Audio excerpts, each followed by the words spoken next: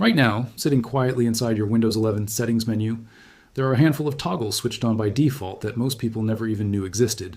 And every single one of them is quietly sending information about you back to Microsoft. Not because your computer is broken, not because something malicious snuck onto your machine. This is simply how Windows 11 ships out of the box.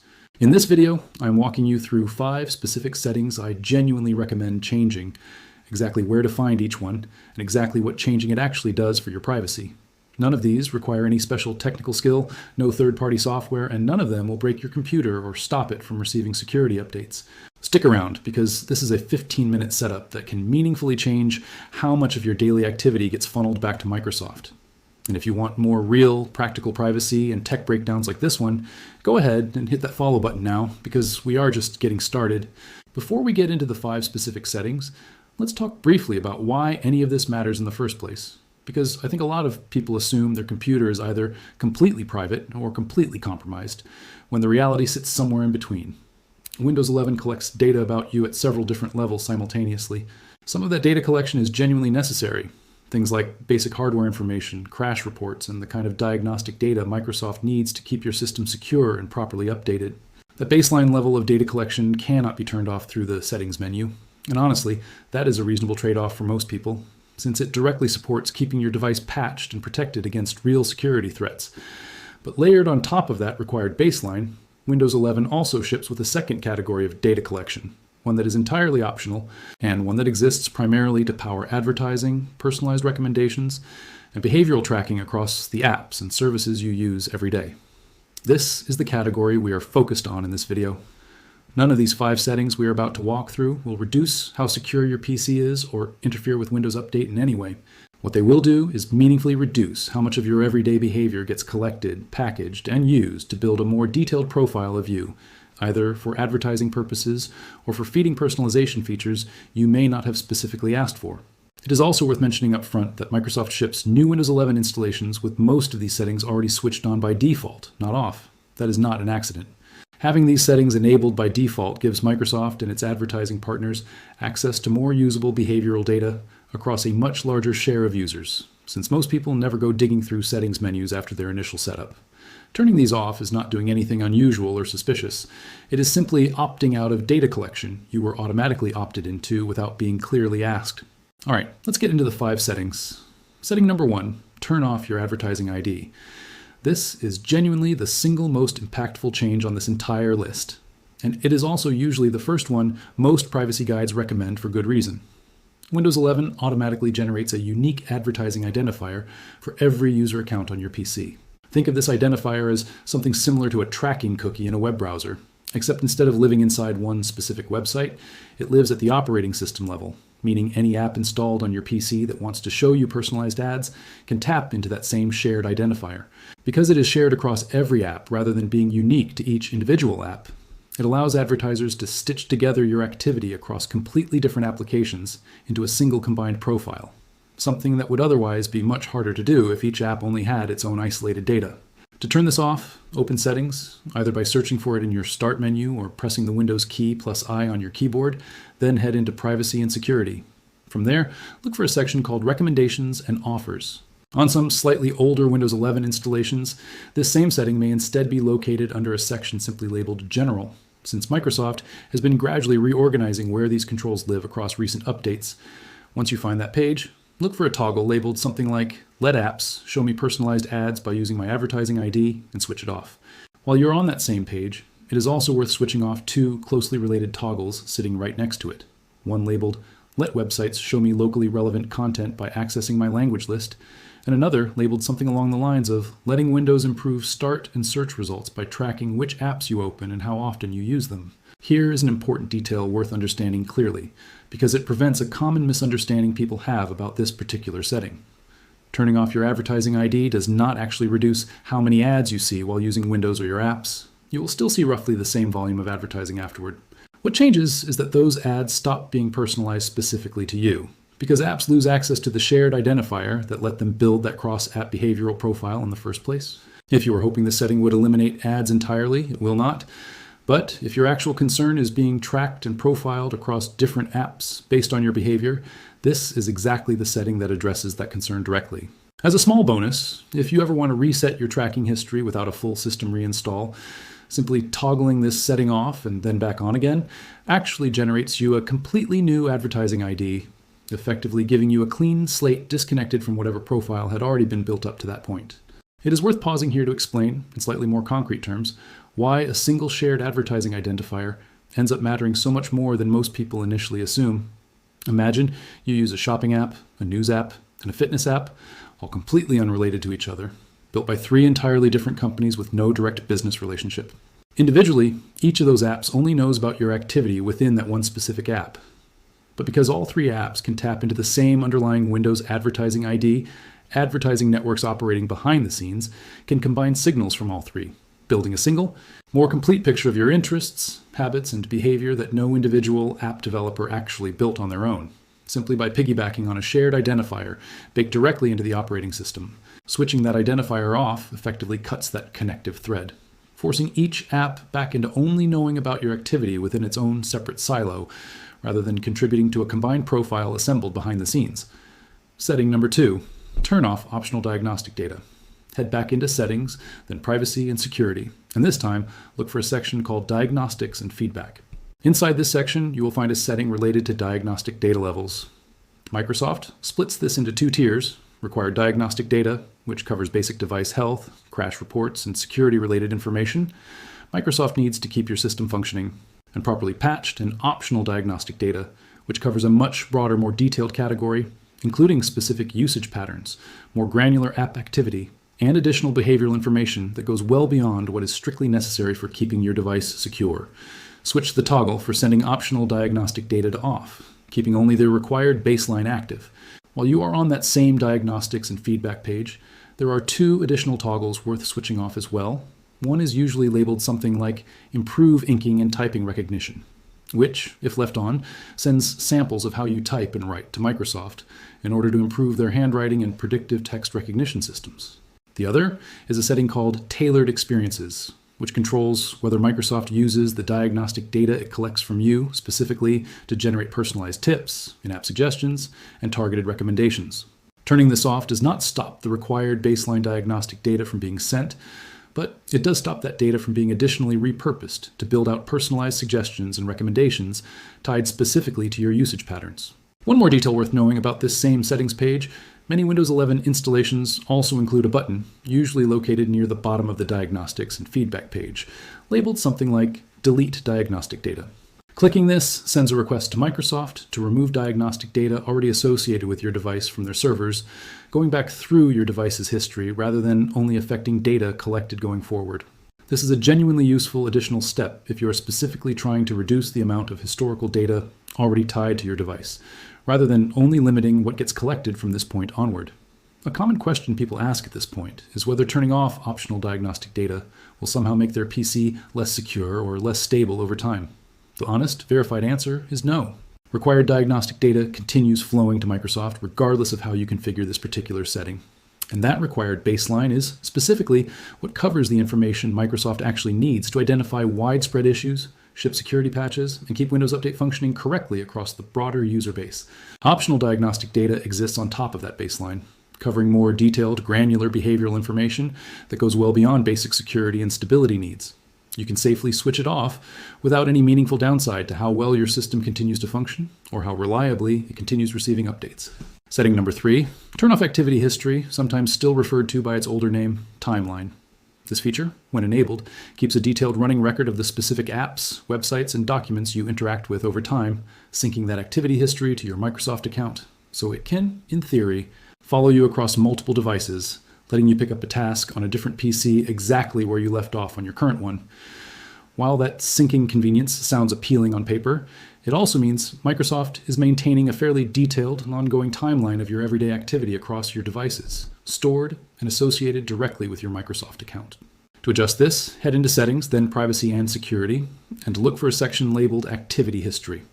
On this page, you will typically find a toggle controlling whether Windows stores your activity history at all on this specific device, along with a separate toggle specifically controlling whether that history gets sent to Microsoft and synced across your other devices. If privacy is your primary concern here, turning off both of these toggles is the more thorough option. There's also generally a clear button located on the same page, allowing you to wipe out activity history that has already been collected and stored up to that point, similar in spirit to the diagnostic data deletion option we covered a moment ago. It is worth acknowledging honestly that this particular feature does provide some genuine convenience for people who regularly switch between multiple Windows devices throughout their day, since it does make picking up exactly where you left off on a different machine noticeably smoother. If that specific cross-device convenience genuinely matters to your everyday workflow, this might be one setting worth leaving as is, or only partially adjusting. But if you primarily use a single device, or if you would simply rather not have a detailed, centrally stored record of your everyday app and document usage tied to your account, turning this off entirely is a reasonable, meaningful privacy improvement with very little practical downside for most single-device users. If you do decide you want to keep some version of this feature active because the cross-device convenience genuinely matters to you, it is worth knowing there is a middle ground available rather than a strict all-or-nothing choice. You can leave activity history collection turned on locally for your own device while still switching off the toggle that syncs that history to Microsoft and across your other devices. This gives you a version of the convenience feature that stays entirely local to the one machine you are using, without that same detailed activity record being uploaded and stored centrally tied to your broader Microsoft account. Before we get into the last two settings on this list, if practical, step-by-step privacy guides like this one are useful to you, take a second and hit that follow button now, because we cover real, verified tech and privacy topics like this regularly. Setting number 4, review and lock down your app permissions, specifically covering location, camera, and microphone access. This particular setting looks a little different from the previous 3, because instead of a single toggle, it involves going through a dedicated permissions management page and making a handful of individual decisions about which specific apps should genuinely have ongoing access to some fairly sensitive categories of information about you. To get there, head into Settings, then Privacy and Security, and scroll down to the App Permissions section. Inside this section, you will find separate dedicated pages for location, camera, and microphone, along with several other categories like contacts, calendar, and background apps.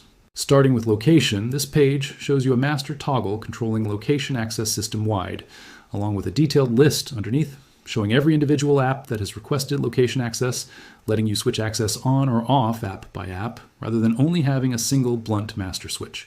Take a few minutes scrolling through that list. You will likely find several apps with location access enabled that genuinely have no obvious reason to need your precise location on an ongoing basis. Things like random utility apps, games, or software you installed once and rarely open. Switching off location access for anything that does not clearly obviously need it for its core functionality is a quick, meaningful step. The same basic process applies to both camera and microphone permissions, each with their own dedicated settings page following the same layout, a master toggle at the top, followed by a detailed per app breakdown underneath. It is genuinely worth taking the time to scroll through both of these lists carefully, because it is fairly common to find apps with standing camera or microphone access that you either forgot you had granted permission to, or that requested access during installation for a feature you have never actually used. Revoking access for anything that is not clearly necessary significantly reduces the number of applications running on your PC that are technically capable of accessing your camera feed, or picking up audio from your microphone at any given moment, even if most of them are not actively misusing that access. It is worth mentioning that Windows 11 does include a genuinely helpful visual indicator that pairs well with this particular privacy step. Whenever an app is actively using your camera or microphone, a small icon typically appears in your system tray, giving you a quick, at-a-glance way to notice if something is accessing either of those inputs at a moment you were not expecting. Reviewing your app permissions list is about controlling standing access ahead of time, while that system tray indicator serves as a useful real-time check afterward, letting you catch anything unusual happening in the moment, even for an app that technically still has permission granted. While you are working through app permissions generally, it is also worth taking a quick look at the background apps section on the same broader page. This controls which applications are allowed to continue running processes and potentially collecting data even while you are not actively using them, sitting minimized or closed in the background. A lot of apps request this kind of background access by default during installation, even when their core functionality genuinely does not require constantly running in the background. Trimming this list down to only the apps that truly need ongoing background access, things like your antivirus software, your calendar app if you rely on background notifications, or messaging apps you want to receive alerts from promptly, is a good complementary step alongside the location, camera, and microphone permissions review. Setting number 5, adjust your search and cloud content settings, specifically around what gets included when you search directly on your own PC. By default, when you type something into the Windows search bar to look for a file or app on your own computer, Windows also quietly sends that same search query out to Bing in the background, blending web-based results in alongside your local file and app results. Beyond that, more recent versions of Windows have also introduced additional AI-powered search and assistant features that, depending on how they are configured, may involve sending more context about your activity or on-screen content to cloud-based processing in order to generate more helpful, personalized responses. To adjust the more basic version of this setting, head into Settings, then Privacy and Security, and look for a Search Permissions section. Here you will typically find options related to safe search filtering, along with a toggle controlling whether cloud content and web results get included alongside your local search results. Turning off cloud content specifically keeps your everyday search bar activity limited to searching files and apps actually stored on your own device, rather than simultaneously reporting those same search queries out to Bing every time you're simply trying to find a local file. If your version of Windows includes any of the newer AI-powered search or assistant features, it is worth taking a few extra minutes, specifically checking how those particular features are configured, since many of them are designed to be opt-in, requiring you to manually activate them through taskbar or search-related personalization settings, rather than running automatically the moment you update your system. If you do not have a specific interest in using AI-assisted search or an AI assistant integrated directly into your everyday search bar, simply leaving those particular features switched off keeps your search behavior limited to the more traditional, purely local search experience, without additional context about your activity being sent off for cloud-based AI processing behind the scenes. It is worth being genuinely thoughtful about this particular category of settings specifically, since AI-powered features tend to work by design through broader contextual access, sometimes including on-screen content, open application windows, or recent activity, in order to generate more relevant, helpful responses. That is not inherently a bad trade-off, and plenty of people find real, genuine value in these features once configured the way they actually want them.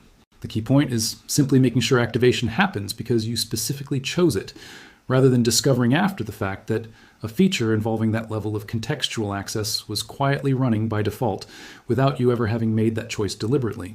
Now, a quick, honest note before we wrap up, one that applies to every single setting we just covered. None of these changes are truly permanent, one-time fixes. Windows updates, including both the smaller monthly cumulative updates and the larger yearly feature updates, occasionally have a habit of quietly re-enabling one or two of these toggles, sometimes as an unintended side effect of a broader update, and sometimes because a new version of Windows introduces a slightly reorganized settings page with its own fresh set of defaults.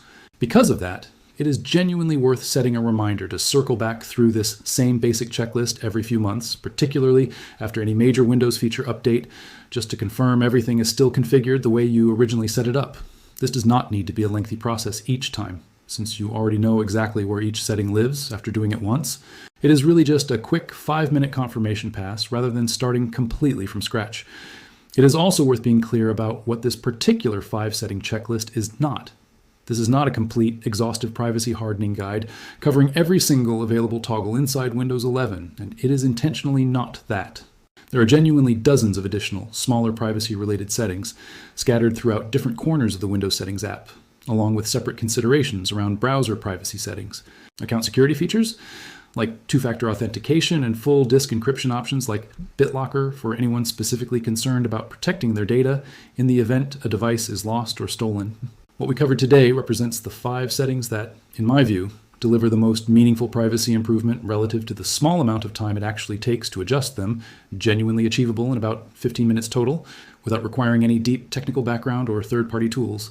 If you do want to go further after finishing this basic 5-setting checklist, a natural next step worth exploring on your own is reviewing your Microsoft account's online privacy dashboard directly through a web browser, which lets you see and manage a broader set of data Microsoft has stored tied to your account beyond just what is visible through the local Windows Settings app alone.